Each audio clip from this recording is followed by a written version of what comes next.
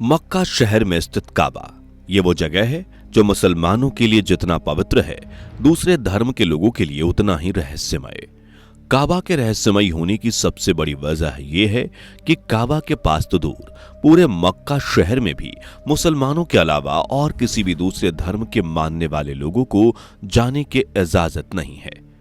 इस वजह से काबा के बारे में कई सारी बातें लोगों के बीच प्रचलित हो चुकी हैं, जिसे मुद्दा बनाकर दावा किया जाता है कि यही सारी वह वजह है जिस कारण मुसलमानों के अलावा दूसरे किसी भी धर्म के लोग वहां जाने की इजाजत नहीं है। काबा के बारे में कई सारे दावे किए जाते हैं, जैसे कि यह प्राचीन शिव मंदिर था, काबा के अंदर आज भी शिवलिंग मौजूद है, और तो और कुछ दावे तो ऐसे भी किए जाते हैं कि काबा के अंदर ही शिव जी को बंद करके रखा गया है। तो दोस्तों, क्या है काबा का पूरा इतिहास और इसके बारे में जो भी दावे किए जाते हैं उसकी पूरी सच्चाई, चलिए जानते हैं आज की इस वीडियो में। दोस्तों, काबा सऊदी अरब के मक्का शहर में स्थित मुसलमानों की सबसे पवित्र जगह है। मक्का शहर में मुसलमानों की सबसे बड़ी मस्जिद अल हरम है और उसी मस्जिद के केंद्र में काले रंग के पर्दे से ढका हुआ चौकोर इमारत काबा है। मस्जिद अल हरम में इबादत करने वाले सभी लोग काबा की तरफ अपना रुख करके ही इबादत करते हैं और सिर्फ मस्जिद अल हरम में नमाज पढ़ने वाले ही नहीं, बल्कि दुनिया के किसी भी कोने में नमाज पढ़ने वाले लोगों का नमाज पढ़ने के दौरान रुख काबा की ओर ही होता है। काबा मुसलमानों का किबला है, यानी इबादत करने की दिशा। पूरी दुनिया के मुसलमान सिर्फ काबा की दिशा में ही खड़े होकर नमाज पढ़ते हैं। काबा के इतिहास की बात करें तो इस्लाम धर्म के अनुसार इसका इतिहास पैगंबर हजरत इब्राहिम और उनके छोटे बेटे हजरत इस्माइल के समय से जुड़ा हुआ है। कहा जाता है कि हजरत इब्राहिम को खुदा की ओर से हुक्म था कि वो दुनिया में खुदा की इबादत के लिए एक जगह बनाएं। इस हुक्म के बाद ही हजरत इब्राहिम ने अपने बेटे हजरत इस्माइल के साथ मिलकर मक्का के रेगिस्तान के बीचों बीच काबा का निर्माण किया था। काबा के निर्माण के दौरान हजरत इब्राहिम एक पत्थर पर खड़े होकर निर्माण कार्य किया करते थे। लंबे समय तक एक ही पत्थर पर खड़े होकर कार्य करने की वजह से उनके पैरों के निशान उस पत्थर पर बन गए थे। काबा के निर्माण के बाद भी वह पत्थर उन्होंने वहीं पर छोड़ दिया, जो कि आज भी सही सलामत मस्जिद अल हरम में मौजूद है। यह पत्थर काबा से 13 मीटर पूर्व में स्थित है। इसे मकाम इब्राहिम कहते हैं। पहले यह जगह एक कमरे के अंदर मौजूद था, लेकिन 1967 में उस जगह से कमरा हटाकर हजरत इब्राहिम के कदमों के निशान वाले पत्थर को सोने के एक जाल में बंद कर दिया गया।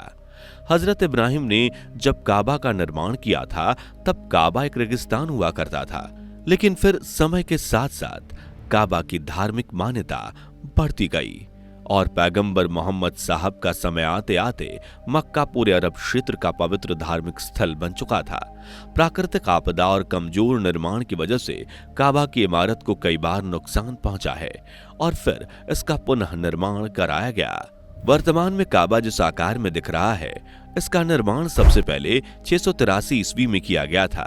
उसके बाद भी समय के साथ इसके आकार में थोड़े बहुत बदलाव होते रहे। कई बार प्राकृतिक आपदाओं की वजह से इस इमारत को भारी नुकसान पहुंचा, जिसके बाद नए सिरे से इसका निर्माण कराया गया है। काबा का आखिरी बार पुनः निर्माण 1996 में हुआ था। इस दौरान काबा की बुनियाद मजबूत करने के साथ ही नए छत का निर्माण भी किया गया। दुनिया भर के मुसलमानों की ख्वाहिश होती है कि वह अपनी जिंदगी में कम से कम एक बार मक्का शहर जाकर मस्जिद अल हरम में काबा के सामने अपने खुदा की इबादत करें। दुनिया भर से हर साल लाखों मुसलमान इस्लामिक कैलेंडर के 12वें महीने में हज करने के लिए मक्का शहर में आते हैं। सामान्य तौर पर मक्का शहर की आबादी 20 लाख लोगों की है, लेकिन हर साल हज के मौके पर यह आबादी 3 गुना बढ़ जाती है। हज के अलावा सालों भर मक्का शहर में उम्रा के लिए लोगों का आना जाना लगा रहता है। मक्का शहर में जितने भी लोग स्थायी तौर पर रहते हैं, उनमें से ज्यादातर लोग हज और उम्रा के कामों में ही लगे रहते हैं। हज और उम्रा करने वाले लोगों के लिए काबा का 7 चक्कर लगाना अनिवार्य होता है, जिसे तवाफ कहते हैं। तवाफ करने के दौरान लोग अपने खुदा की तारीफ और खास दुआ भी पढ़ते हैं। तवाफ के बाद हर किसी की यह ख्वाहिश होती है कि वह काबा के ईस्टर्न कॉर्नर पर लगे हिजरे अस्वद नाम के पवित्र काले पत्थर को चूम सके। हालांकि हज के दौरान ज्यादा भीड़ होने की वजह से ज्यादातर लोगों को इसे चूमने का मौका नहीं मिलता। हिजरे अस्वद के बारे में मान्यता है कि इस पवित्र पत्थर को खास तौर पर खुदा ने जन्नत से दुनिया में भेजा है और पूरी दुनिया में ऐसा सिर्फ एक ही पत्थर है। इस पत्थर को चांदी के फ्रेम में लगाकर काबे की दीवार पर लगाया गया है। मान्यताओं के अनुसार जब यह पत्थर दुनिया में आया था तब सफेद हुआ करता था, लेकिन इंसानों के गुनाह की वजह से यह पत्थर काला होता चला गया। प्राचीन समय में कई बार इस पत्थर को लूटा भी गया है। इस वजह से यह कई टुकड़ों में टूट चुका है। इन सभी टुकड़ों को जोड़कर चांदी की एक फ्रेम में सेट करके सुरक्षित तरीके से काबे की दीवार पर लगाया गया है। खास तौर पर इस पत्थर की सुरक्षा के लिए 24 सिक्योरिटी गार्ड भी मौजूद रहते हैं। मस्जिद अल हरम में ही जमजम का एक कुआं भी है, जिसका पानी मुसलमानों के लिए उतना ही पवित्र है जितना हिंदुओं के लिए गंगा जल। जमजम के कुएं का इतिहास भी हजरत इब्राहिम और हजरत इस्माइल के समय से ही जुड़ा हुआ है। मान्यताओं के अनुसार जब हजरत इस्माइल नन्हे बालक थे और मक्का के रेगिस्तान में प्यास से तड़प रहे थे, तब उन्होंने जमीन पर अपना पैर रगड़ना शुरू कर दिया था। उसी जगह पर खुदा के हुक्म से पानी का फव्वारा निकल पड़ा, जो तब से लेकर आज तक कभी सूखा ही नहीं है।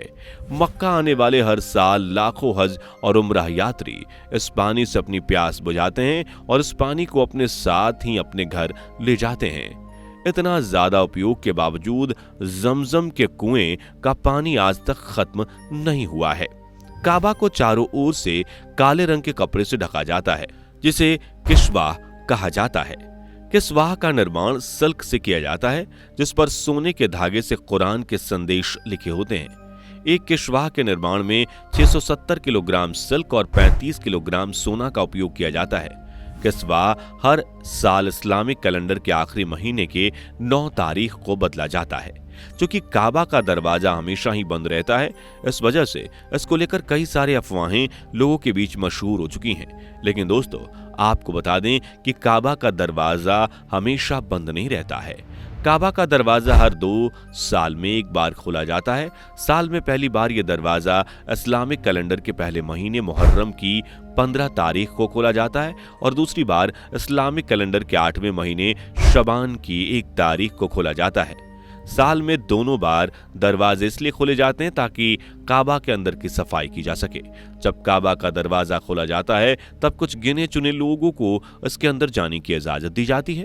अंदर जाने वाले ये सभी वीआईपी लोग अपने हाथ से काबा की सफाई करते हैं। काबा के अंदर के नजारे की बात करें तो काबा के अंदर एक सामान्य कमरे जैसा ही नजारा है। सफेद रंग के बेशकीमती मार्बल से इसके फर्श का निर्माण किया गया है, जिस पर हरे और गोल्डन रंग की लाइनिंग बनी हुई है। काबे के अंदरूनी दीवार पर आधी ऊंचाई तक सफेद मार्बल लगाए गए हैं। इसके बाद के हिस्सों को हरे रंग के बेशकीमती कपड़ों से ढका गया है। काबा के बीच में लकड़ी के 3 पिलर्स बने हुए हैं, जिसकी सजावट सोने से की गई है। ये सभी पिलर्स 1300 सालों से भी ज्यादा पुराने हैं।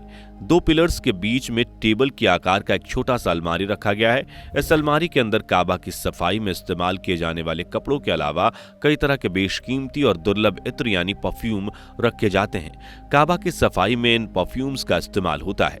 काबा के बारे में जितनी भी मनगढ़ंत कहानियां प्रचलित थीं, उन कहानियों में पहले यही कहा जाता था कि काबा के अंदर ही शिवलिंग मौजूद है।